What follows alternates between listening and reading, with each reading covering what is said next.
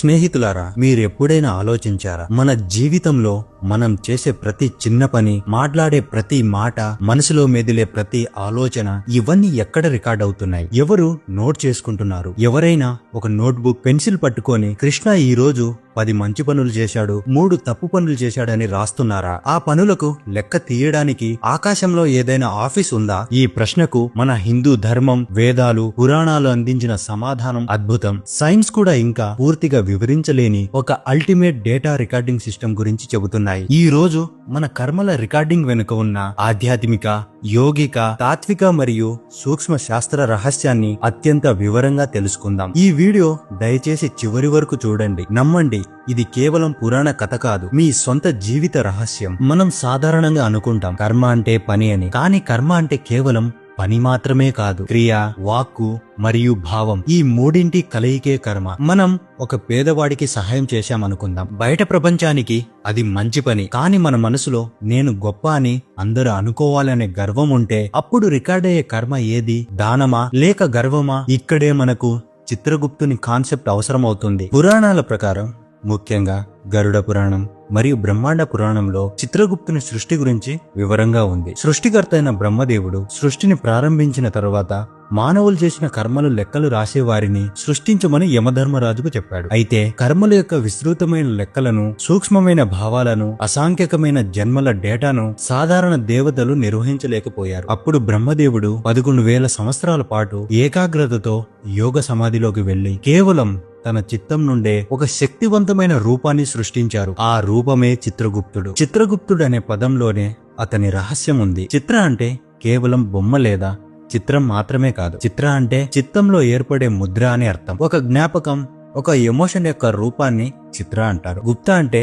రహస్యంగా దాగి ఉన్నా అని అర్థం. చిత్రగుప్తుడు అంటే మన చిత్తంలో దాగి ఉన్న కర్మల యొక్క ముద్రలను, రికార్డులను చూసేవాడు అని అర్థం. ఆయన యముడికి సహాయకుడు మాత్రమే కాదు, యముడు న్యాయాన్ని అమలు చేసే ఎగ్జిక్యూటివ్ పవర్ అయితే చిత్రగుప్తుడు ఆ న్యాయానికి ఆధారమైన డేటా అనలిస్ట్. ఇది కాగితంపై రికార్డు కాదు, మన ఆత్మలోనే హార్డ్ డిస్క్ కు యాక్సెస్. మీరు యోగా, వేదాంత శాస్త్రాలను అధ్యయనం చేస్తే మన కర్మలు ఎలా రికార్డ్ అవుతాయో స్పష్టంగా తెలుస్తుంది. మనిషి కేవలం ఈ స్థూల శరీరం మాత్రమే కాదు, మనం 3 శరీరాల సంపుటి. మొదటిగా స్థూల శరీరం అంటే ద గ్రాస్ బాడీ. మీరు చూస్తున్న ఈ శరీరం ఒక వాహనం. మీరు ఇక్కడ మంచి చేసినా చెడు చేసినా రికార్డ్ అయ్యేది ఈ శరీరంలో కాదు. రెండవది సూక్ష్మ శరీరం, ద సెటిల్ బాడీ. ఇదే అసలైన రికార్డింగ్ స్టూడియో. మన మనస్సు, మన భావోద్వేగాలు మరియు మన గత జన్మల నుండి తెచ్చుకున్న వాసనలు అన్నీ ఇక్కడే ఉంటాయి. మీరు ఒక వ్యక్తి గురించి చెడుగా ఆలోచించినప్పుడు ఆ నెగటివ్ వైబ్రేషన్స్ ఈ సూక్ష్మ శరీరంలో ఒక ముద్రలాగా రికార్డ్ అవుతుంది. ఈ సూక్ష్మ శరీరమే మరణాంతరం ఆత్మతో పాటు ప్రయాణిస్తుంది. మూడవది కారణ శరీరం, ద క్యాజువల్ బాడీ. ఇది అన్నిటికీ మూలం.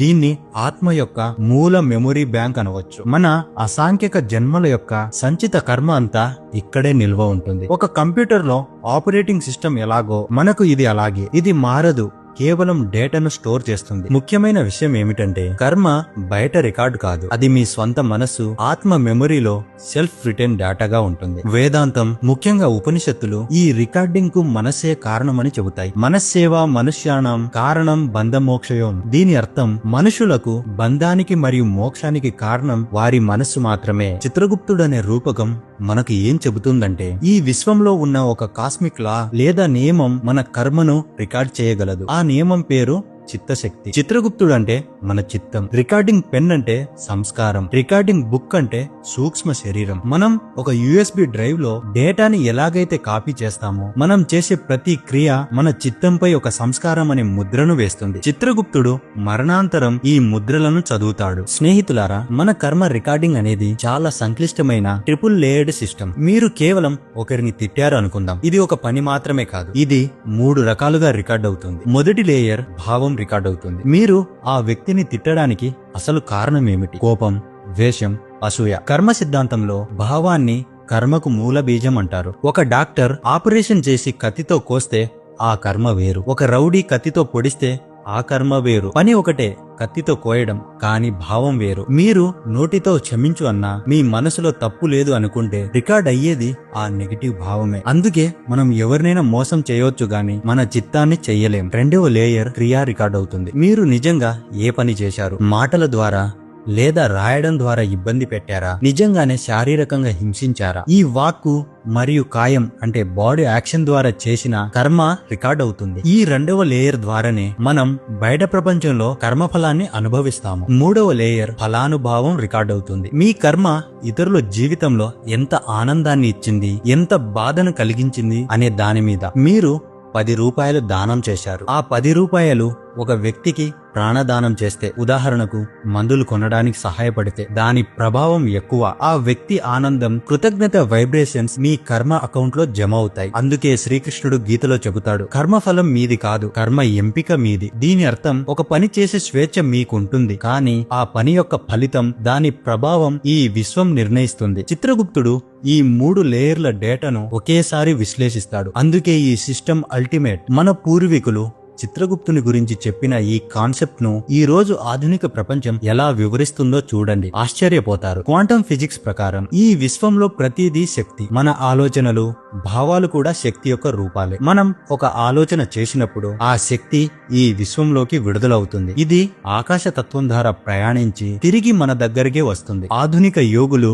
దీన్ని ఆకాశిక్ రికార్డ్స్ అని పిలుస్తారు. ఆకాశం అంటే కేవలం ఆకాశం కాదు, స్పేస్, శూన్యం. మన కర్మ ఆ శూన్యంలో రికార్డ్ అవుతున్న ఎనర్జీ ఇన్ఫర్మేషన్. మానవ మెదడు గురించి అధ్యయనం చేసే న్యూరో సైన్స్ ప్రకారం మనం పదే పదే చేసే పనులు, ఆలోచించే ఆలోచనలు మన మెదడులో కొత్త న్యూరల్ పాత్వేస్ సృష్టిస్తాయి. ఈ న్యూరల్ పాత్వేస్ మన అలవాట్లుగా, వాసనలుగా మారుతాయి. ఈ అలవాట్లే మరణాంతరం కూడా మన సూక్ష్మ శరీరంలోకి డేటా లాగా బదిలీ అవుతాయి. చిత్రగుప్తుడంటే ఆ దేవుడు కాదు, అది ఒక యూనివర్సల్ కాన్షియస్నెస్. మీరు చేస్తున్న ప్రతి కర్మను మీ సొంత చిత్తం సాక్షిగా రికార్డ్ చేసుకుంటుంది. ప్రతి వ్యక్తి ఒక బయోలాజికల్ బాడీ కాదు, ఒక వాకింగ్ డేటా క్లౌడ్. మన శరీరమే ఒక అద్భుతమైన కర్మ రికార్డింగ్ డివైస్. మరణాంతరం ఆత్మ శరీరమును విడిచిపెట్టిన తర్వాత చిత్రగుప్తుని పాత్ర చాలా కీలకమవుతుంది. ఇది ఒక కోర్ట్ రూమ్ డ్రామా కాదు, ఒక ఇంటెలిజెంట్ స్కానింగ్ ప్రాసెస్. ఆత్మ యొక్క సూక్ష్మ శరీరం యొక్క సంస్కారాలను, వాసనలను చిత్రగుప్తుడు స్కాన్ చేస్తాడు. సంచిత కర్మ,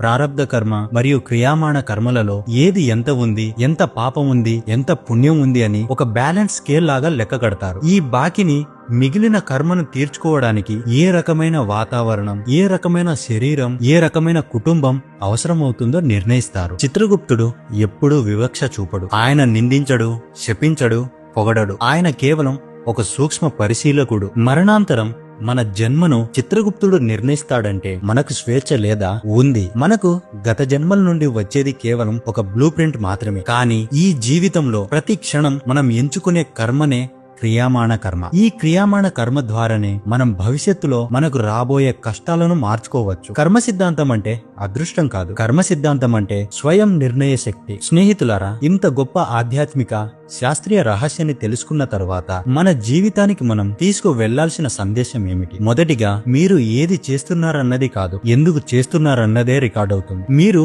ఒక వ్యక్తికి ఉద్దేశపూర్వకంగా సహాయం చేస్తే ప్రేమ, దయ రికార్డ్ అవుతాయి. మీరు 10 మంచి పనులు చేసి గర్వపడితే ఆ గర్వం రికార్డ్ అవుతుంది. రెండవది, ఏం మాట్లాడారన్నది కాదు, ఎలా భావించారన్నది రికార్డ్ అవుతుంది. మీ నోటి మాటలకు మీ మనసులోని భావాలకు మధ్య వ్యత్యాసం ఉంటే మనసులోని భావానికి ఎక్కువ శక్తి ఉంటుంది. మీ భావం యొక్క వైబ్రేషన్ శక్తివంతమైనది. మూడవది, బయటి చిత్రం కాదు, లోపలి వైబ్రేషన్ రికార్డ్ అవుతుంది. మీరు బయటకు సంతోషంగా నవ్వుతున్నా లోపల విచారంగా ఉంటే రికార్డ్ అయ్యేది ఆ విచారం యొక్క ఎనర్జీ ముద్ర మాత్రమే. మీరు గతంలో చేసిన కర్మకు భయపడకండి. ఈ క్షణం మీరు ఎంచుకునే కర్మ మీ భవిష్యత్తును మార్చగల అల్టిమేట్ శక్తి. చిత్రగుప్తుడు మిమ్మల్ని గమనించడం లేదు, మీ సొంత చిత్తమే మీకు సాక్షి. మీ కర్మను రాసేవారు, ఆ కర్మను చేసేవారు, ఆ కర్మను లెక్కించేవారు, ఆ కర్మ నుండి విముక్తి పొందే అధికారం ఉన్నవారు మీరు మాత్రమే. స్నేహితులారా, మీరు ఏ శక్తి అయితే విశ్వంలోకి విడుదల చేస్తారో ఆ శక్తే తిరిగి మీ జీవితంగా రూపుదిద్దుకుంటుంది. అందుకే మీ ఆలోచనలను, భావాలను అత్యంత జాగ్రత్తగా, ప్రేమతో, దయతో నింపుకోండి. ఈ జ్ఞానం మీకు మరింత స్పష్టతను ఇచ్చిందని ఆశిస్తున్నాను. ఈ వీడియో గురించి మీ అభిప్రాయాన్ని, మీకు ఇంకా ఏ అంశాల గురించి తెలుసుకోవాలనుకుంటున్నారో కామెంట్ సెక్షన్ లో తప్పక తెలియజేయండి. వీడియో నచ్చితే లైక్ చేయండి, షేర్ చేయండి, మన ఛానల్ ను సబ్స్క్రైబ్ చేయడం మర్చిపోవద్దు. మరొక అద్భుతమైన మిస్టీరియస్ స్పిరిచువల్ టాపిక్ తో మళ్ళీ కలుద్దాం. శుభం. నమస్కారం.